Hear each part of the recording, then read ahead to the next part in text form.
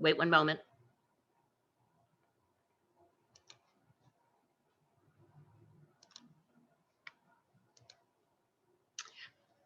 I'd like to welcome everybody this afternoon to a program being hosted by Historic Classical in Springfield, Massachusetts. We continue the legacy of Classical High School. And today we have a program that's been funded by the Springfield Cultural Council, a agency of the Massachusetts Cultural Council.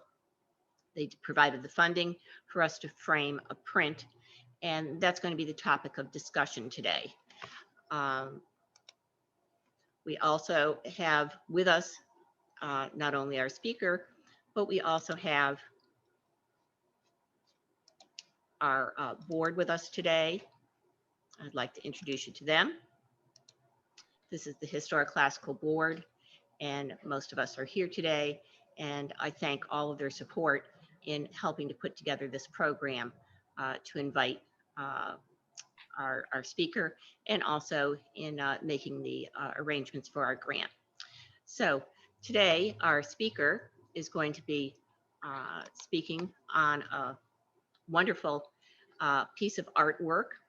Her name is Wilma Parker. She's a nationally known and perhaps internationally known artist because she does work overseas also. She's had an illustrious career. She was a 1959 graduate of Classical High School, and we're so proud to have her roots here with us. And with no further ado, I'm going to hand over the program to Wilma. And at certain points, I'll start to show you a video of the print, and I'll also have some photos. So Wilma. Yes, thank you so much for a lovely introduction. And thank you all for coming. It's wonderful to look around and see faces from Classical, to see someone sitting in Classical, to see dear friends from that era, to think we're 3,200, 400 miles away on Zoom today. And of course, this is really commemorating the 75th anniversary of World War II. And when I think on such a day where, I mean, I just don't know, 75 years later, we're in an international pandemic.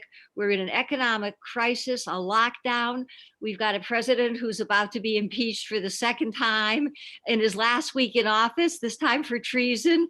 I wonder what those 90-plus-year-old vets would think if they knew what situation we're in now, 75 years later. The art world, of course, is in crisis. My studio, which I would like to walk you around a little bit, except I'm afraid of becoming disconnected, but I'm only blocks from the San Francisco Museum of Modern Art, which has always been important to me. But there have been times when the art world has been in this kind of crisis before. And as an artist, you go to school. Sometimes I think in art school, they should also give courses in studio management, because you're in business and you've got to keep the business going. A studio like mine, which is 2,000 square feet in the heart of town, is expensive to keep running. And when the art world crashes, which it does in San Francisco periodically, about every couple of years, you've got to go farther afield. And that's what led me to the Navy. I've heard a wonderful quote that says, patriotism is the last resort of a scoundrel. So not that I was a scoundrel, but I had no other resources. So that was really a wonderful thing, to be able to connect with them in the way that I did. But for a little bit of background, I like to say very facetiously, for those who really don't know much about the artist's life, no, I don't slice off my ears. No, I don't hang out in houses of prostitution. And I don't have a brother who's willing to support me. And having said all of that, I just found out I do have a brother my brother just sent me a large check knowing we can't rent her. The San Francisco is just about bankrupt. And I also support my studio with property rental. That's gone now. So Theo did come through for Vincent just last week. So anyway, got myself started by coming from a long family of artists. They were all from Birmingham. And I've been taught to say by my English friends, Wilma, there is no ham in Birmingham. It's Birmingham. And they were all silver designers, ended up in Providence, Rhode Island. And that's probably one of the reasons that I was allowed to go to RISD, which even had a rather picturesque reputation back in the 50s when I went. But it was really the making of me. And I feel really very sorry for any kids who can't go to college except from their bedrooms. And much as I love Springfield and I'm very close to our home, our family home, which we still own, uh, my career would never have gotten started. And I probably would have quit RISD after the first semester if I had to do it online in my bedroom. The RISD experience was going to Brown. I didn't realize that Brown was part of RISD. It was being in Providence, Rhode Island, that I never understood was a capital city till I went there. It was meeting the world personally, coming into contact with people from everywhere that were so important to my career. And in retrospect, you never know. Life is definitely stranger than fiction.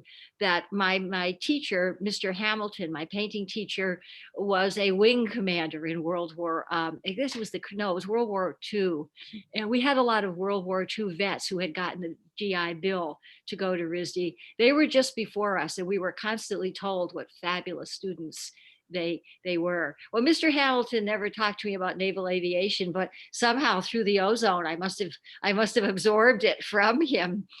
So RISD was a great school, but before RISD, of course, classical. And I was telling everyone, I remember my art teachers at classical. My first one was Miss Mackenzie. And I don't know if any of you ever took those art courses with her, but she was really a wonderful teacher. She introduced us to everything that was happening in Europe at the time. Don't forget, Picasso was still alive. Matisse's work was still getting out there.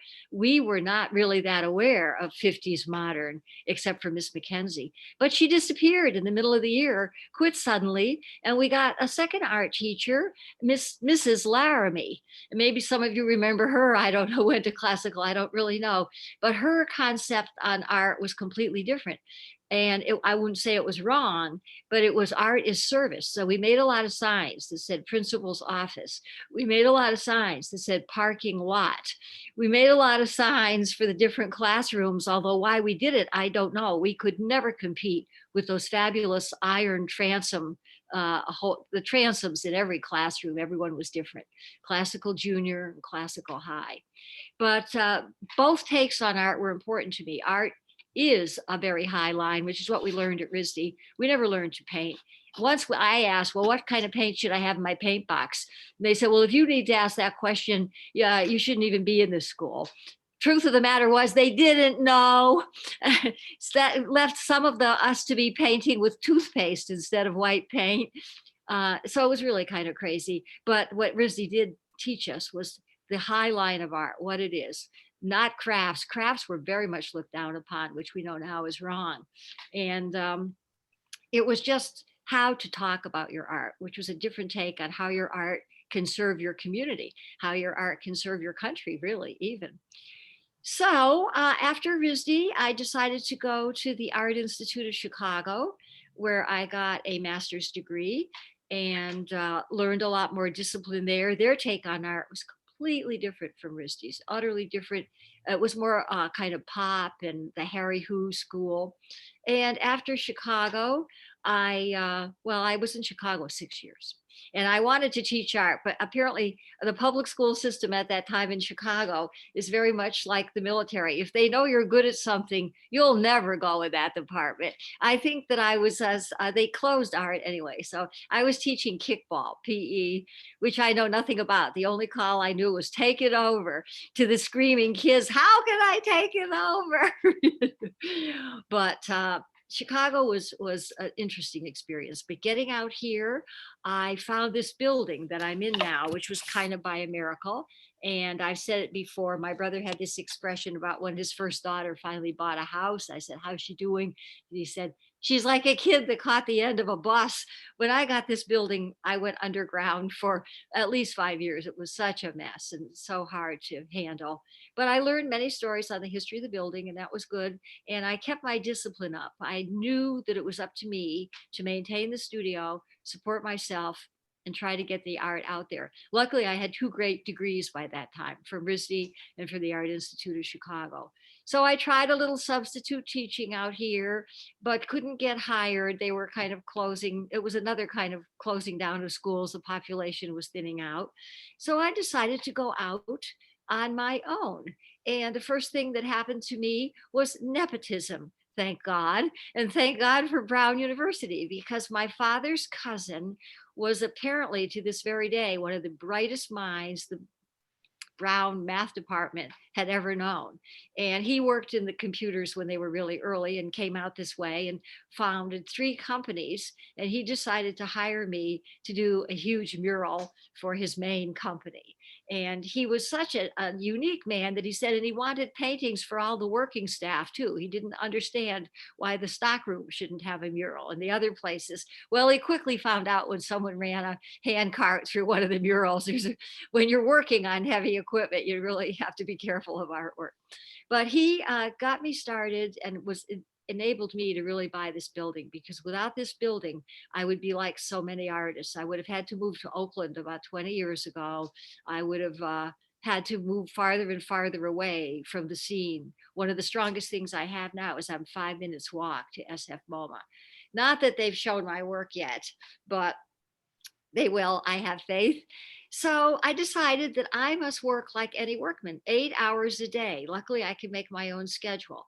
If I decide to go out, and most of my friends, they go, come on, stop being so masochistic, take the weekend off, take the afternoon off. If I decide to do that, that means I have to work the night shift. And I have a picture of, maybe you could see it, the night, Wilma on the night shift. I can make up all the hours if I have to work all night to do it. So I kept that schedule for quite a long time and did succeed in getting into a couple galleries here in San Francisco. There was one that always eluded me. And he had a very, very fine gallery, Stephen Wirtz. And I applied to him so many times, but he turned me down so many ways, but always politely. So I would go back again. And I found out, I just bought a large original photograph from him because it's one of the horses from this building that we lost on the day of the '06 quake. I found out the man I bought the building from, Mr. Rosenberg, had gone out as an 8-year-old boy with his grandfather to clear Market Street, and they lost 2 horses. I found that out because he came over for 10 years as I made payments on the building to him. And I thought, wouldn't he be thrilled to know that I was the one to at least find a picture of a lost dray horse? I can't prove it was his, but still, I've got the picture. So things went like that for quite a while, me working, me painting, and finally going down to the docks one day and seeing a couple of big ships in. I did paint freighters for a while, but I could never get in contact with who owned the freighters. And I found out many of the freighters were being scrapped. So thinking they probably wouldn't, I should imagine they'd want a painting of their freighter just to remember it, but they never did. So I got in touch with this one ship. It was called a fast frigate called 10. And that was about the 90s when that movie 10 came out. And I said, oh, great. This is a good looking ship. I'll make a painting. I'll hook it to the 10. And there's lots of people who've seen that movie. It'll be fun. So I did the painting. Then I had about, I don't know, at least 5 years before I could connect myself with the Navy. But luckily, I'm a member of the Salmagundi Club in New York City, and they work with the Coast Guard. So I was able to get together with the Coast Guard, do quite a few paintings for them, and then finally find my way over to Naval Air Station Alameda, where they were looking for an artist who would commemorate their base closure. And apparently I got the job because I came in at the lowest price. And that was most challenging job that I've ever had in the Navy. Luckily, I'm still friends. I just got Christmas cards from Commander Dodge and his wife, Kathy Dodge, who they were both captains in the Navy. We're friends to this very day. But it led me to do a lot of research. The classical provided me the ability to do. I know Terry remembers, and all of you remember going across the street to the library to do those term papers, learning in those days, what did we have to do? The Dewey Decimal System or something, how to look up books properly so you could do it when you're in college. And I was able to pursue all this in San Diego, looking for the different planes that had been worked on at Naval Air Station Alameda and doing different things like that, because Captain Dodge told me this has got to be accurate.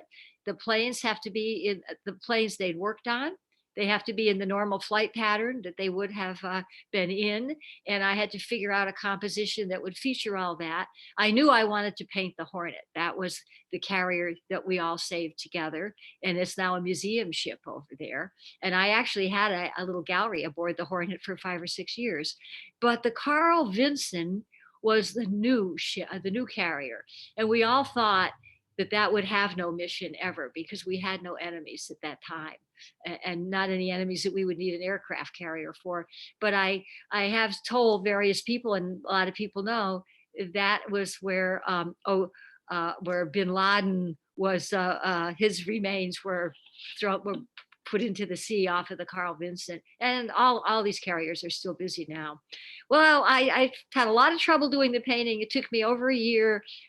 Thank God I remembered going to RISD, where they forced us into 9 a.m. Art history classes, where all the great altarpieces always showed the person who commissioned it praying to God in front of the altarpiece.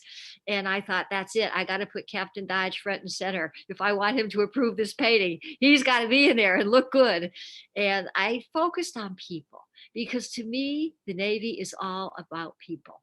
I put in people of every race. I put in women of every rank, from sailors to captains and above. In fact, my next painting was The Amazing Grace, and that was to honor Grace Hopper, one of the Navy's first admirals, and the woman who computerized the whole Navy. And Grace Hopper was working in Harvard at the time in World War II. So since this is a World War II commemoration, she quit Harvard to help the Navy during World War II. And she did it with computers, and she did it at Harvard. In those days, the computers were big enough to fill a whole room. And she's the one who came up with bugs, the term a computer bug. She coined that because one summer day her computers was not working. And she said, my computers got full of bugs. Moths had gotten in. So that's where that term comes from. But I was able to do that as her beautiful commission, which is now in the collection of the museum of the Rhode Island School of Design. And as an artist at RISD, it's impossible, let me tell you, to get into their museum. If they put every artist that they graduate in painting, and they graduate about 100 a year, into the museum, there'd be no room for anything else. But I convinced them we have to honor a woman who computerized the whole Navy. This is important, especially for Rhode Island, which is supposedly a Navy town. I have many paintings at the Naval War College right now, and they bought some, and I've donated more because I think that's really a good place for my large Navy paintings to end up. But working with, oh, go ahead. May we show the video so that they can see I'd exactly? love that. Let me show you then the video.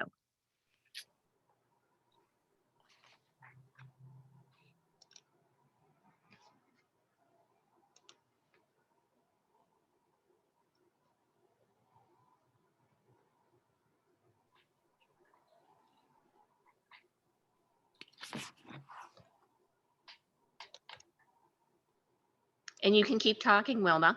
Oh, good. If you see me disappear, it's only to put another log on the fire, because I have to tell you, in 47 years, I have to chop wood out front and keep the fire going.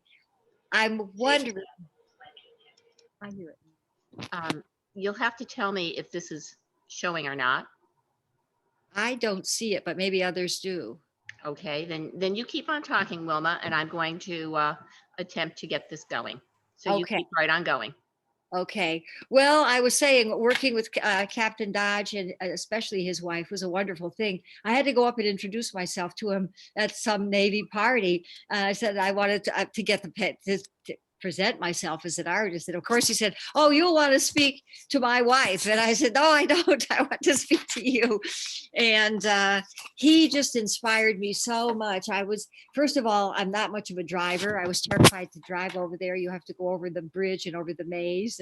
And he just said, I don't understand it, but you better get over here. And I would do anything to keep that commission going, not because I just wanted to paint it, but I was so happy to be part of their team, that I was so supported. And when I got it done on time, whoops. Hello? Yeah, we're here. Oh, good. Is that showing? Yes. Yes. Thank you. Yeah, you're showing the frame Yes. poster. It's beautiful. Wow. Yeah. And you'll see some of the different sailors. That's the Carl Vincent behind you.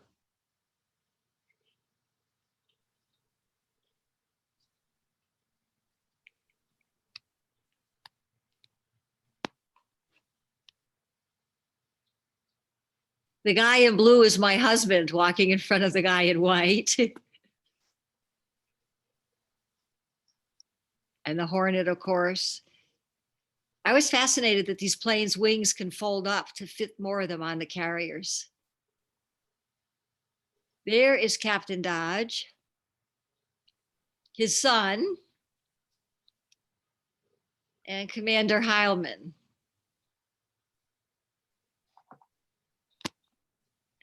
That plane I felt like painting in more, but it looked so ghost-like. And I told the Navy they only wish their planes were that ghost-like in the air, that transparent. I was so impressed with Captain Dodge because he had a real sense of art. You wouldn't expect a man who spent his life in the Navy flying fighter planes to understand art as well as he did. Most people who don't understand it that much just want it to be real, real, real. But when I showed him the ghost plane, he said, it's perfect, leave it like that. I was impressed. So that was an inspiration to me. And of course, as a landlady, all I've ever heard is you never want to rent your property to college students or anyone in the military because they're going to party hardy and wreck your place. And when I got in touch with the military, the officer class, they have so many advanced degrees. They are so cultured. It's unbelievable. I wasn't prepared for their world. And I met other navies. On our last party at Naval Air Station, Almeda, we entertained the Japanese defense fleet. They can't call it a navy now.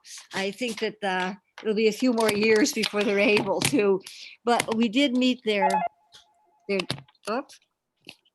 Hello?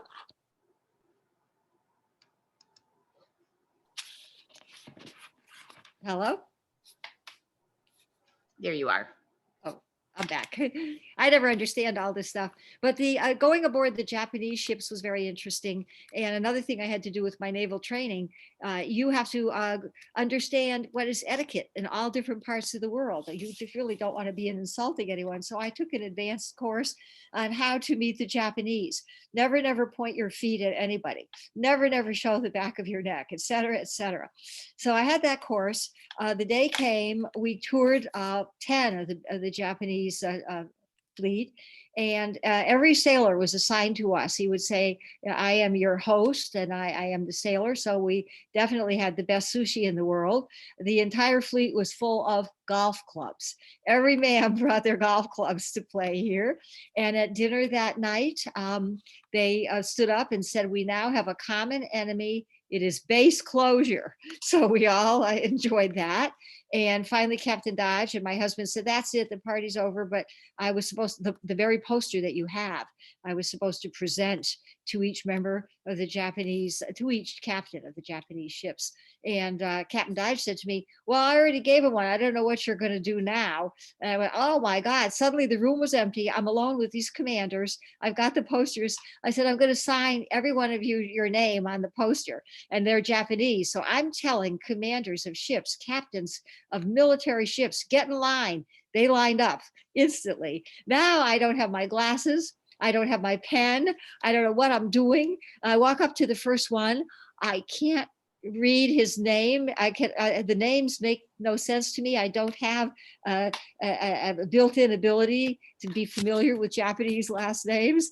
And he said, all right, never mind. I just take my shirt off and hand it to you. We just copy it off my shirt. Now all of us are crawling on the floor shirtless. I was saying, so much for manners, not pointing your toes at anyone. I finally got all the posters signed. And the very next day, we were hosted again aboard their ship. So that's the kind of thing you get into. And at the end of it all, Captain Dodge took me aboard the Constellation. My husband and I were invited to go. He just said, would you like to go on the Constellation? Well, sure. I think it's important. No, we got flown down to San Diego and we were tail hooked. And I think I told Joe we weren't, we were aboard the Constellation, invited to lunch again, shown their gorgeous silver after I had seen all the Japanese Amari.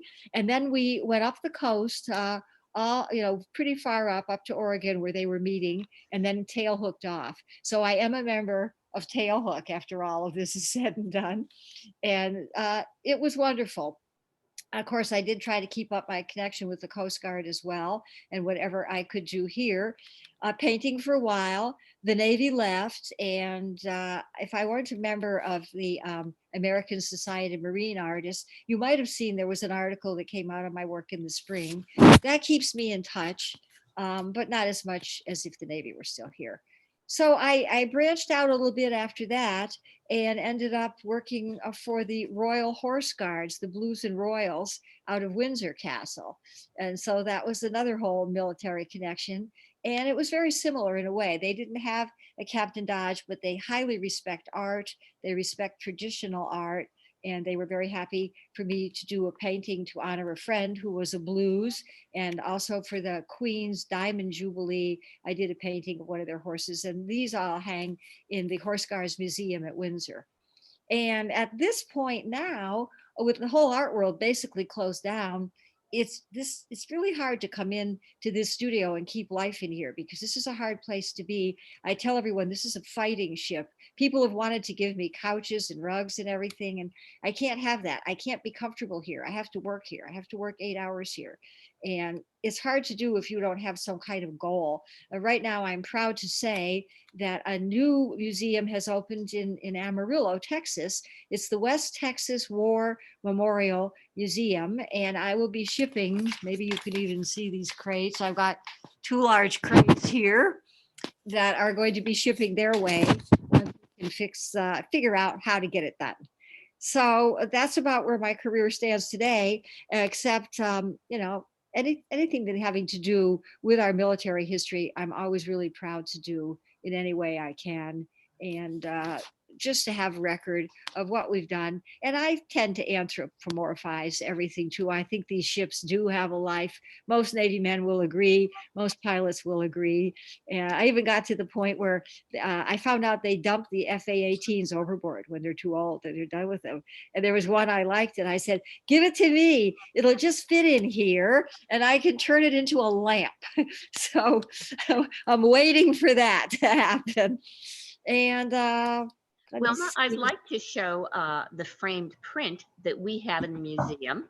Yes. So I'm going to share the screen again. And, all right, let me plug this in again. Okay, go ahead. And for perspective, you can see this is Carol Costa, our curator of the museum. And that should give you a view of the small copy that we have. Wilma, do you want to give us the full dimensions of the original? Yeah, the original is about 42 inches. That's just below 4 feet by 4 feet in 2 panels. So that makes it about 42 inches by about 6 or 8 feet long, the original. It's 8 feet, and it now hangs in the Lemoore Air Force Base, which is just south of us here. I understand it was in the Officers Club, and I think that's where it is today. I always mean to go down there and see it, but I haven't so far. And I have many, in fact, I brought some copies to Classical. I think your museum has some more copies too, if anyone chooses to buy one or have one. And of course, all proceeds go to the Classical Museum. So next time I come, when we could ever fly again, I hope to bring more copies. And this is Jane Devlin on our board, and they were kind enough to go down there during the pandemic to take photographs. And this is the unveiling. I love the frame. It's beautiful. Okay, and the blue mount is very good too. The matte, I like it. And you have Terry Regina to thank for that. So she had taken over. He has a wonderful eye anyway, knowledge of art. So it's been about half an hour, and I know we had talked about opening it up now for question and answers. Oh, for 1 minute, if I may, I found this picture This is me at the Salmagundi Club getting an award from the Coast Guard. That's Admiral Kime presenting it. It was a few years ago, you can tell, but that the New York Club was also instrumental in connecting me to the Navy. All right, I hope I can answer any questions anyone has. So let's go back to our gallery view. And if you'd like to ask a question, you can unmute yourself.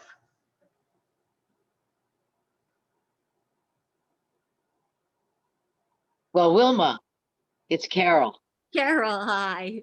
I just loved holding that painting and looking at the remarkable attention to detail that you put in that. All the little people and the big people. Yeah. I mean, it really it brought the whole thing to life in a marvelous way.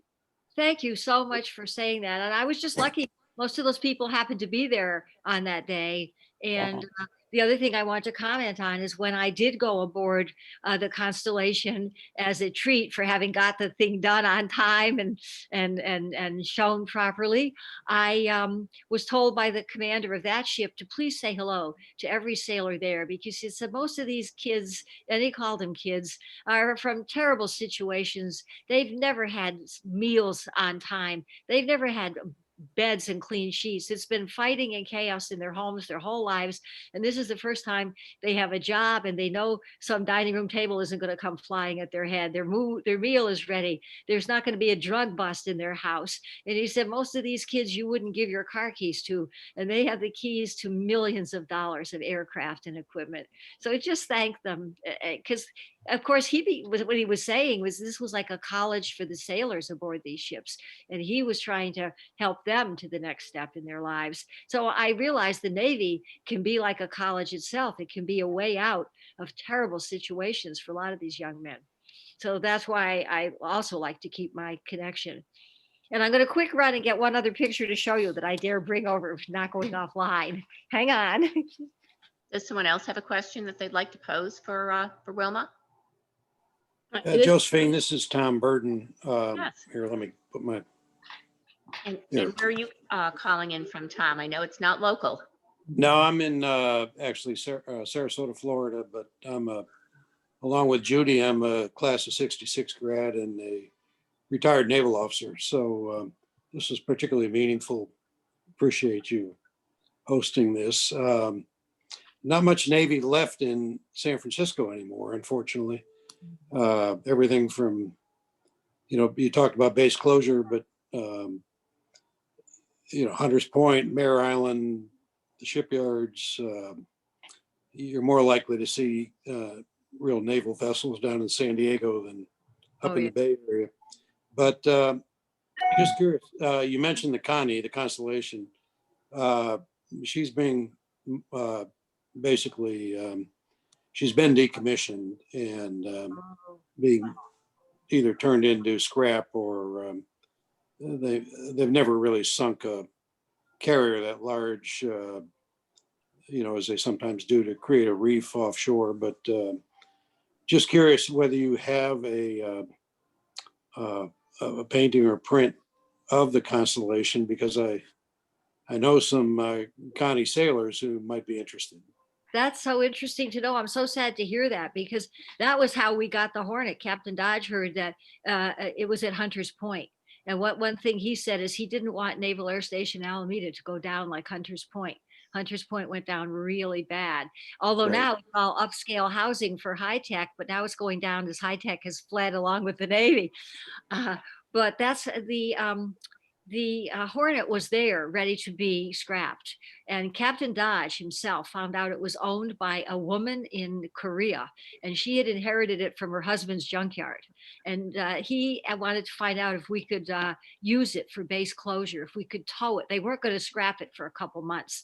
So he got the big tugboat firm here in San Francisco. I can't remember their name right now, but he got them to tow it for free over to Alameda. And it was supposed to be over there just for the summer for us to use as a platform for events. But he said, and I'm never giving it back. It's not going back to Hunters Point. And so we raised a lot of money. Veterans from all over who had ever served on the Hornet came from all directions of the compass in their RVs and camped over in Naval Air Station, Alameda. And I was among them cleaning up the Hornet. It's a good thing we don't worry about white lead. We were ankle deep in white lead at all times. It was a hell of a mess. It had been in mothballs just up the coast for quite a while. And that was really quite a rescue. So I do have a couple of pictures of me aboard the Constellation on the flight deck talking with the flight crew. So maybe I'll print some of those out and send some your way. You could at least pass some out to people for whom it would be fond memories. Oh, you never know. So thank you. I never did do a painting or poster of it because the Constellation was still going. And in fact, Captain Dodge said what we know now, that there's no protection now from San Diego up to about Oregon. No, that's true. Our 600 ship Navy during the Reagan era is down to less than, well, pretty close to 300. And we just can't keep up, replacing ships the way the Chinese are doing. So I know. last I knew, they still have the same number of oceans in the world. And it's a bit of a challenge. So, but anyways, thank you. I appreciate it. I'll quickly show you something else aboard the Hornet. This was the day that the painting was commissioned. I don't know if you can see it that well. I had not one, but two color guards, and that's on the fantail of the Hornet. Interesting. Commissioning day. I got a question. Actually, you mentioned that north of or south of you is Lemoore. Yes. Lemoore is actually a Naval Air Station. It's not an Air Force base. Yes, I And should. that's where they train. That's where they train F-18 pilots for the Navy and Marines. Wow. Because I was there for a while. Also, I was on the Hornet one day while my squadron was doing carrier calls, and that scared the hell out of me. So I was a beach Marine. I like it. I like it on the beach. Also, the San Diego area, 15 miles north of San Diego, is Marine Air Station Miramar, headquarters of the 3rd Marine Aircraft Wing. I was stationed there for a long time, and I was the coordinator for their air show for many years. Oh. So there's a lot going on. Not so many ships anymore. And also the Vincent, when it came into port about 2 weeks after, had dumped that son of a bitch over the side.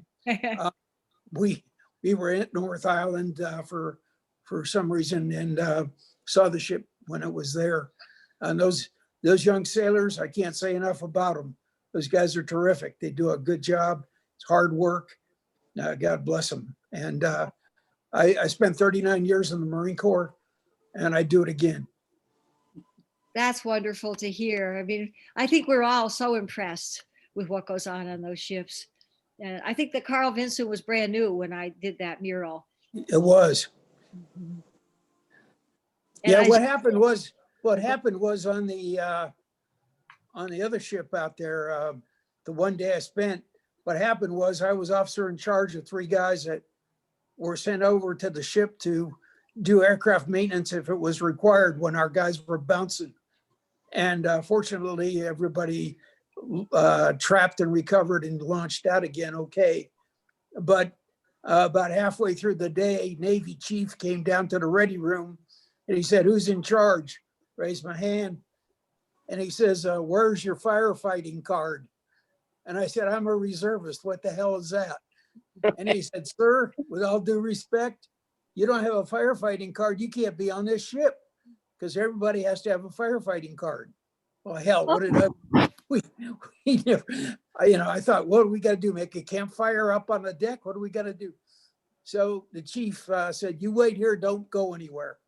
So all my guys, I had 3 or 4 guys with me, and we stood down and we were at somebody's ready room. They had good coffee, I'll say that. And chief came down, his Navy chief, grumpy old Navy chief, great guy. I tried to talk him into joining my squadron. He said, no, I don't want to shoot guns. So anyway, they said, you're relieved. They put us on a cod, a twin engine turboprop cod, they call it, That's what carrier onboard delivery, and got us the hell out of there. And I think it was good for everybody because number one, I didn't want to be there. And number two, they didn't want us there. But thank goodness that the day went well. Our guys all qualified, and those guys work hard. And I can't say enough about them. You know, there's a lot of rivalry between the Marine Corps and the Navy. It's not true. It's not true at all. Those guys are our buddies, especially the Navy corpsmen. They go in with us.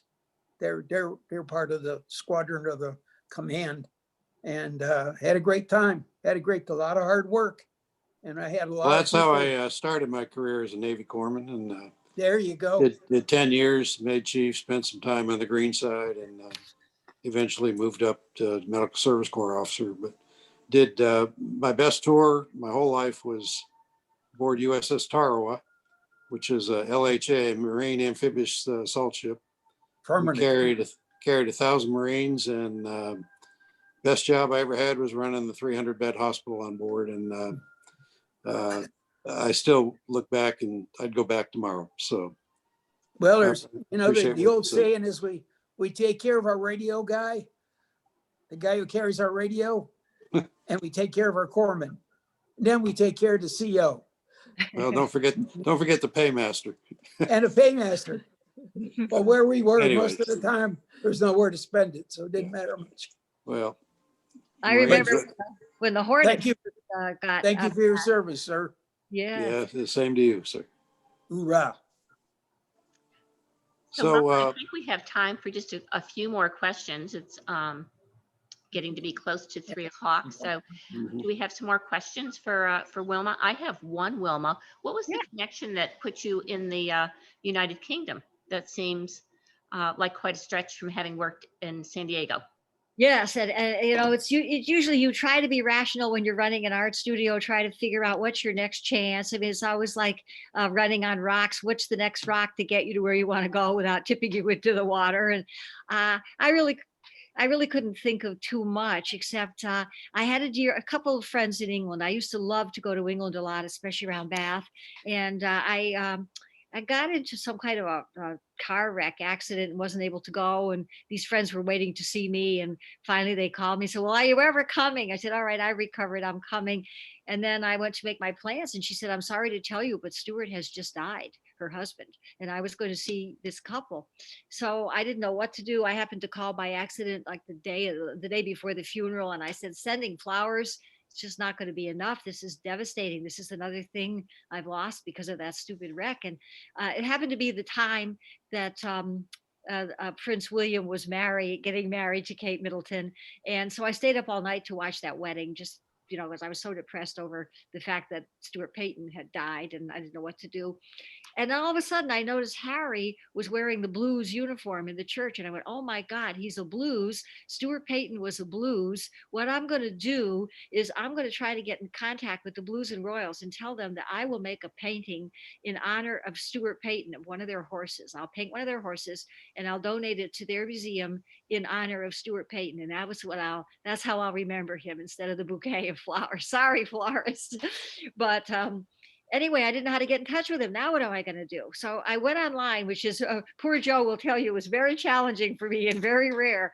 And by some crazy way, there was a site for Prince Harry. And it was an open site. So I get on it and all of it I see is, please marry me and take me away from all of this. And I said, no, it's not like that. I have a friend who was a Blues and I need to get in touch with the Blues and Royals because he's sadly passed away and I want to donate a painting. Within one day, I was contacted by the Blues. And that makes me say to myself that some secretary there made the connection. And they were very easy to work with and wonderful to work with. And they just said, well, make the painting, show it to us and come on out. And so my husband and I actually brought the painting out and they put on a lovely ceremony. It was a drum horse that I painted. And that's what I found out. The drum horses have normal names. This one's name was Digger. But once they learned how to be a drum horse, which is very hard because horses don't like people sitting on their backs playing drums. It tends to scare them.